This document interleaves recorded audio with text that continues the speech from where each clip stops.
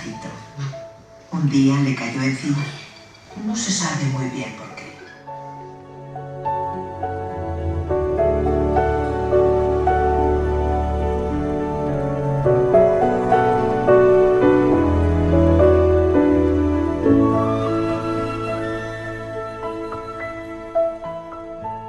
Venimos aquí a falarvos un pouco do autismo. Esperemos que o entendades. E para que o entendades un pouco mellor, os poñeremos un vídeo. O pasado sábado, 2 de abril, foi o Día Mundial da Concienciación sobre o Autismo. O autismo é un trastorno neurolóxico complexo que xeralmente dura toda a vida. O autismo dá ás persoas para comunicarse e relacionarse coas persoas. O autista tende a seguir rutinas e comportamentos repetitivos. Hai distintos grados de autismo, desde moi leves ata moi graves. Un dato curioso, dentro do autismo hai máis nenos que nenas. O autismo non implica falta de inteligencia, xa que grandes xenios foron autistas.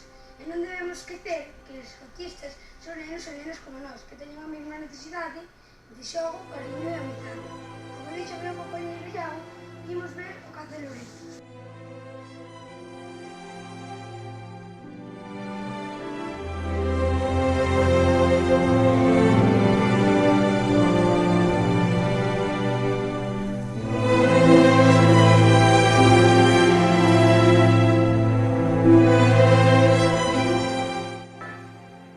O caso de Lorenzo representa o autismo que ten. Houve unha persona que non lle deu de lado, ao revés, axudouno. Os nenos autistas necesitan moito apoio e cariño, por iso é importante axudarlos.